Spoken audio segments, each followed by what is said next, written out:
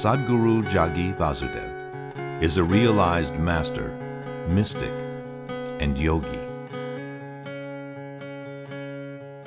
He has shown the way for people to attain to their natural joy and to live life with experience from one's own inner nature.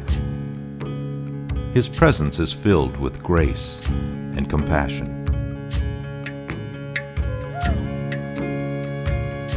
Sadhguru's scientific approach towards spirituality and work towards the upliftment of humanity have received accolades worldwide. The words that come from him in intensity and utmost clarity, from his deep understanding and wisdom, can change the very core of the being. Belonging to no particular tradition, Sadhguru incorporates what is most valid for the modern person from the spiritual sciences. His work, an outpouring of his blissfulness, finds expression in the form of a ceaseless offering to help all beings. Available to all who are willing, Sadhguru's life is an invitation to the divine through individual transformation.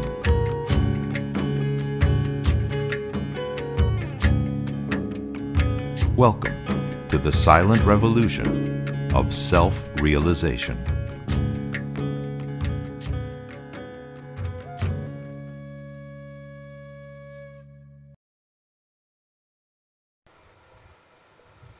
In every culture, anything beyond the normal perception of life, anything beyond the normal day-to-day happenings means it's an opportunity to ask and receive things which are not normally available to people.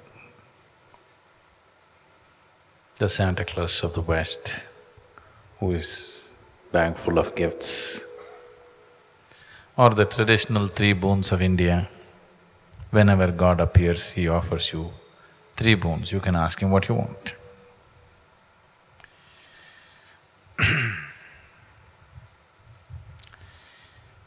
This interpretation or this direction of lore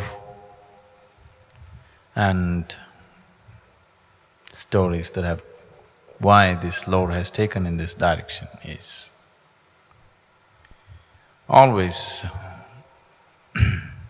in the world, a large population of the world is always deprived. Always it's been so. A large population in the world is always deprived of many things that they would aspire to have. Or I would say almost everybody is deprived of what they want to have. If they have this, they don't have that, if they have that, they don't have this. So, almost everyone is deprived of something or the other. So if a new possibility arises, the first thing is to ask. And if anybody is of any worth, he's supposed to give. I know there are various people,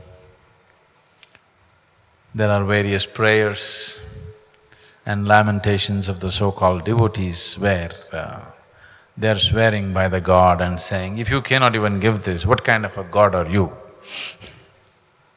If you cannot even do this, what kind of a guru are you? Where is your compassion? In the Shaiva lore, Shiva narrates many stories and incidents to highlight the limitation, to highlight the trouble that one can get into just by giving indiscriminately. The trouble that both the giver and the receiver can get into by simply giving somebody something that… for which they are not yet there. If they had evolved their life to a point, to that which they are desiring, it would anyway happen. But before they reach there, they want to have it. Before you evolve yourself to a point where you're ready to receive something, if you receive something, the great gift may become a great curse. There are any number of people on the planet who manage to somehow manipulate situations to get something that they want and suffer immensely because of what they received. They would be better off with the desire, but by fulfilling the desire, they get into deep trouble. So both the giver and the receiver can be in a lot of trouble simply by giving something or by receiving something for which they are not ready. Many times, human beings, once they attain to a certain level of attainment, they have an urge to be overly compassionate. Misplaced compassion always comes from your ego. You want to be the most compassionate person on the planet. Wherever anybody needs anything, reach out. This is not coming from any kind of understanding or wisdom or awareness. This is coming from wanting to be the best or the most. You know, whatever you do, you want to be the most. Wherever you go, even if people say, I'm stupid, people want to say, I am the most stupid person in the world. Even there they want to stand first. Somehow they want to be the best, one way or the other. I want to be the most intelligent or I want to be the most stupid. I don't want to be lost in between. I don't want to be ordinary, I want to be somehow special. So you want to be the most compassionate. This problem is there among people. They want to be the most compassionate.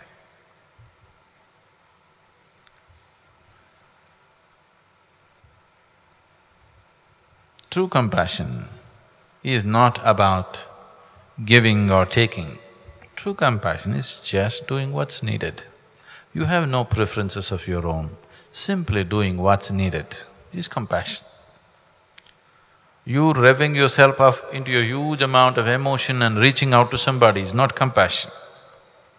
This is just self-satisfaction, devious ways to fulfill yourself. Compassion is possible. Genuine compassion is possible when there is nothing to fulfill in you, you're just doing what's needed. But always, if you get into your deep emotion and do something, you think that was a very compassionate moment. No, you're seeking self-fulfillment. I'm not saying anything right or wrong, it is still coming from a certain inadequacy.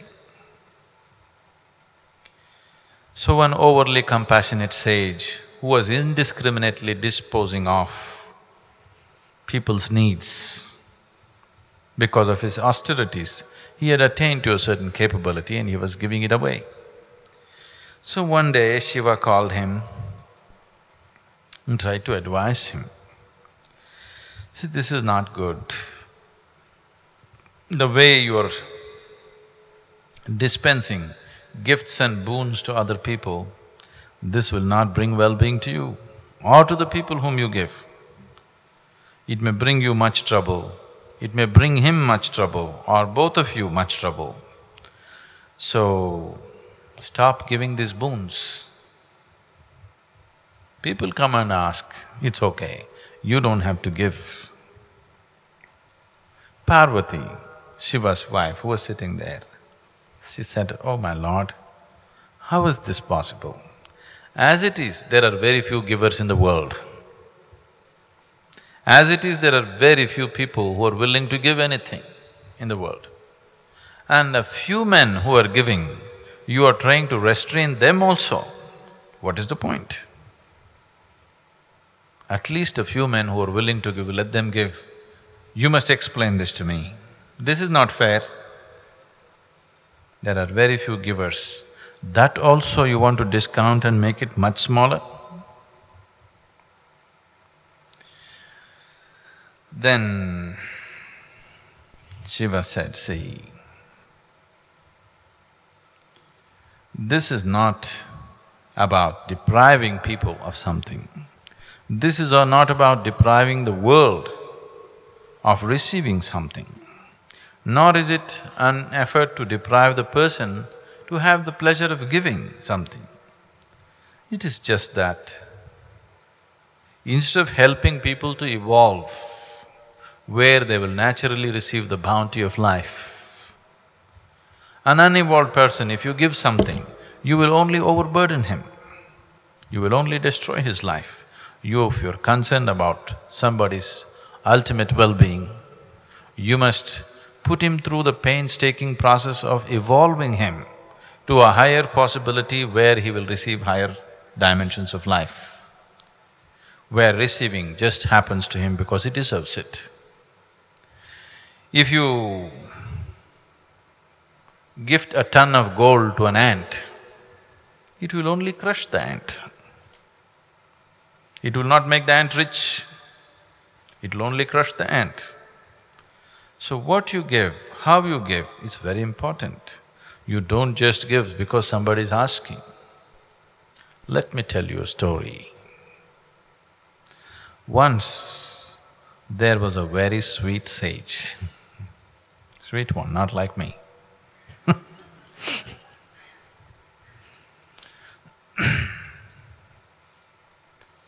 And he sat in his cave in the mountain and was into very stringent austerities, eating simple food, always focused on his sadhana.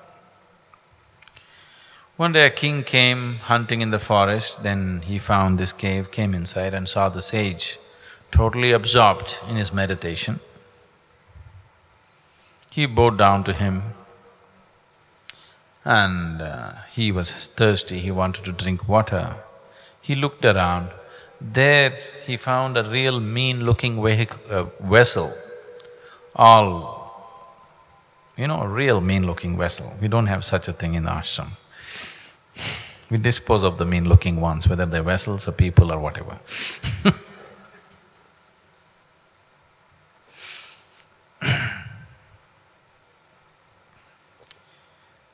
The king thought, such a wonderful human being, so deep in his meditation, so dedicated, why should he use such a mean-looking vessel? So he rode back. Then he sent some of his men and said, leave two most wonderful golden urns for him to use, two golden vessels. So his king's people came, took away this mean-looking vessel and put up these golden vessels. And after a few days, the sage opened his eyes and to perform his morning ablutions and also for other purposes, he looked for his vessel, it was not there. Because he could not find it anywhere, then he found these two golden vessels. It was not very convenient, they were too elaborate, ornate and heavy, but he decided to use it because there was nothing else. Life went on for a few days. One day, a very mean-looking person with a very mean mind, with mean intentions, came in the direction.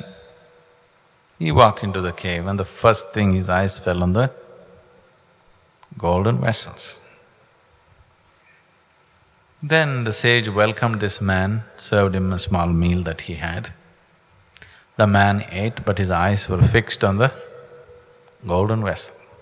The moment the sage closed his eyes to meditate, the man picked up the golden vessel and ran. When he ran, the sage saw in his meditation this man running away just with one golden vessel. Then the sage ran behind him. Both of them ran. The man saw the sage coming and ran faster and faster. But because of all this yoga, the sage could run faster. By the time the thief reached the town, the sage caught up with him. Then that man, he was too tired to do anything else. He placed the golden vessel at the sage's feet and said, "Forgive me." People gathered around them.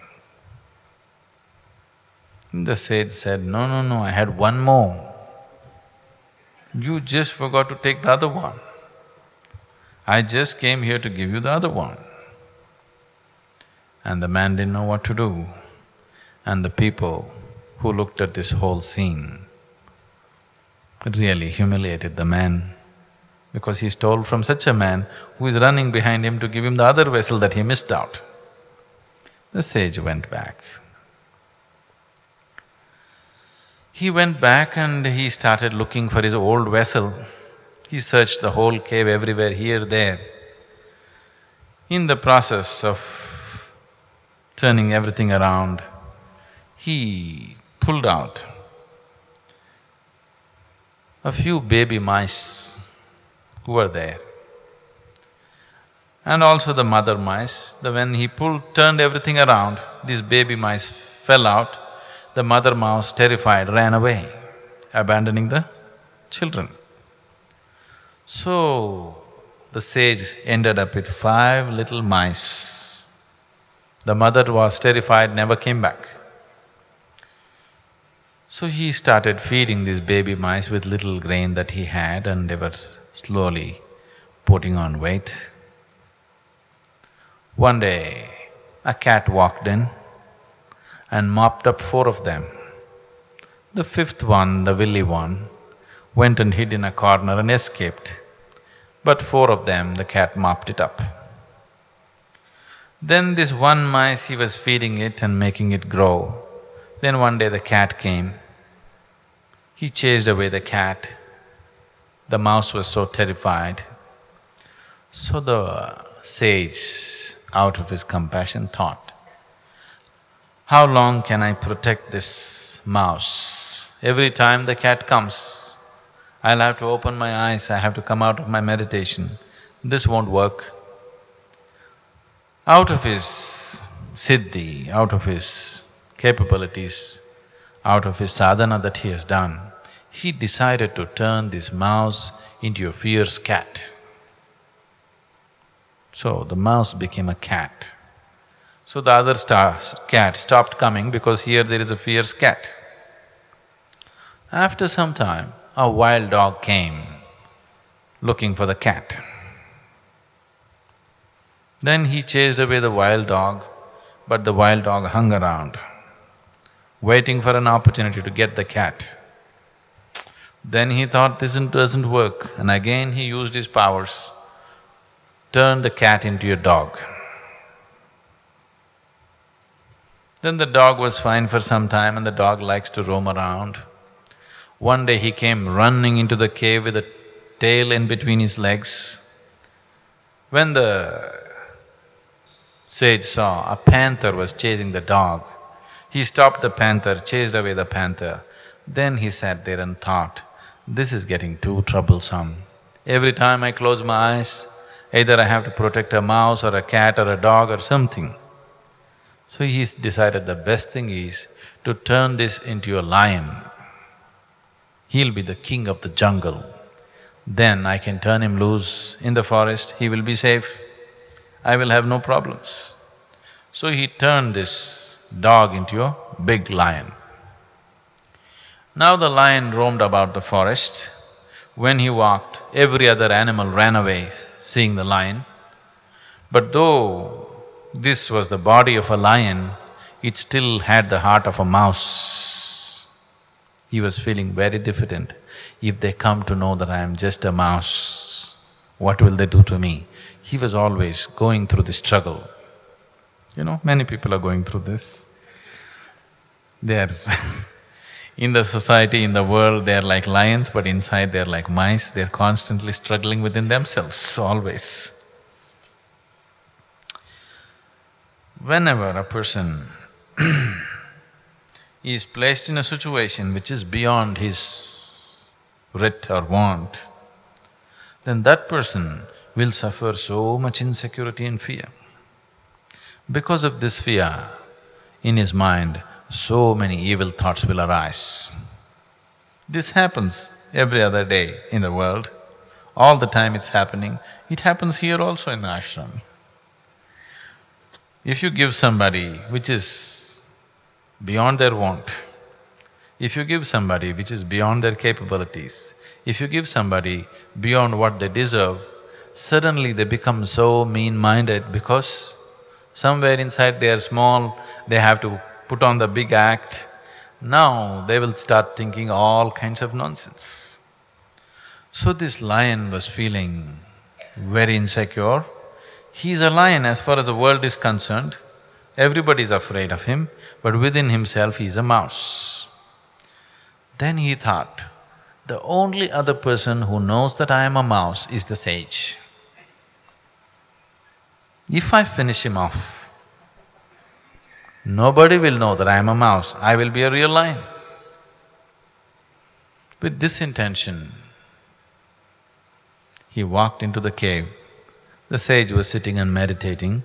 The lion slowly approached him, because if the lion finishes off the sage, nobody in the world will know that this is a mouse.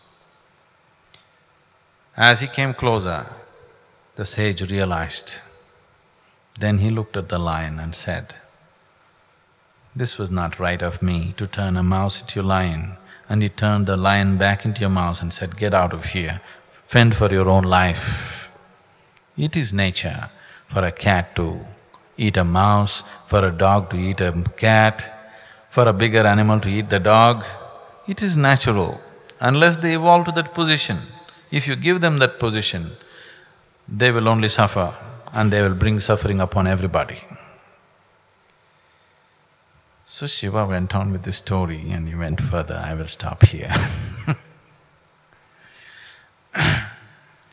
Now, this traditional, what to say, temptation that they have created in people.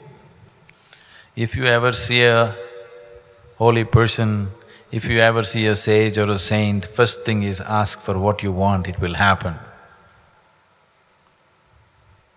I'm telling you, never ask, because if he is wise, he will not give.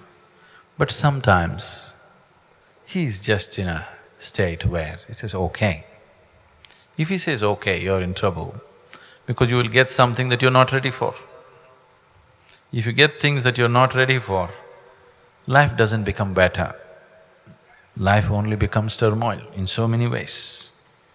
So when you sit in a certain space, when you sit in a certain energy, if you notice a certain person or a place is creating a certain level of energy, it seems to be a little bigger possibility than what you are.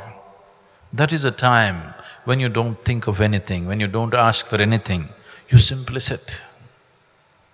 If you simply sit, you will get the necessary nutrient to evolve very fast, to mutate from one dimension to another. Once you grow into a certain possibility, everything that is possible in that dimension will anyway happen to you.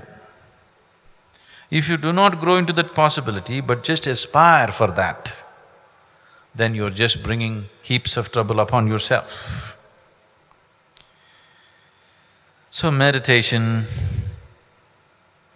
temple, dhyana linga, or sitting with a guru is not a time to ask. It is a time to imbibe and allow this one to evolve into a higher possibility, so that if it evolves, what has to happen to it will anyway happen. Sadhguru, I feel that there's a very fine line between being trustful and being naive. How can I manage this? Which one are you?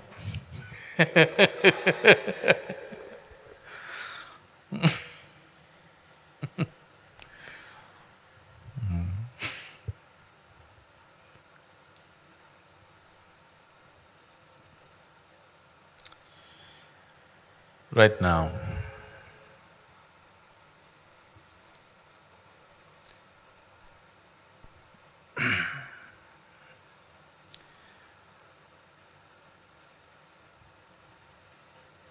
a month ago I was in Hyderabad. After I spoke in one of the meetings, the local newspaper next day reported, Sadhguru denies God. Headlines they put.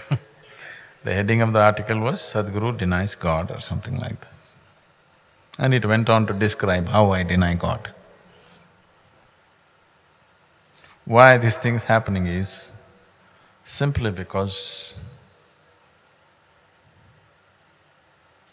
instead of using your naivete, I am constantly trying to help you to be doubtful about everything. Because I'm telling people, anyway you have a doubt about everything, you don't trust anybody in your life, please see this. You don't really trust anybody in your life. Even people with whom you have lived for 10 years, 20 years, if they do one act that you cannot understand, immediately all kinds of suspicion will arise about them, isn't it? Yes or no? If they do just one thing that you cannot understand, any number of suspicions will come in your mind.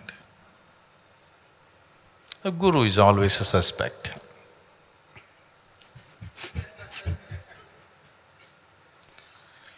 So naturally there are more suspicions about him than anybody else. Unfortunately, that's the reality. That is why the possibility which is so close is so far away. So I'm not asking you to be trustful, I'm always asking you to doubt. Doubt is fine with me, but suspicion is a sickness. Doubt means you're looking as to what is the truth. Suspicion means you made a conclusion about it. Doubt means you don't know, you're looking. That is a good state to be, you're looking constantly. Naive means you're suspicious and constantly wondering, is the other person much smarter than me? And still taking me for a ride in spite of all my suspicions? These people think they are naive, they are actually suspicious. But they're constantly wondering that the other person may be so much smarter than them and still taking them for a ride. Isn't it so? There is no really naive person in the world. They are suspicious people who are dumb. Dumb and suspicious. Suspicion is not intelligence.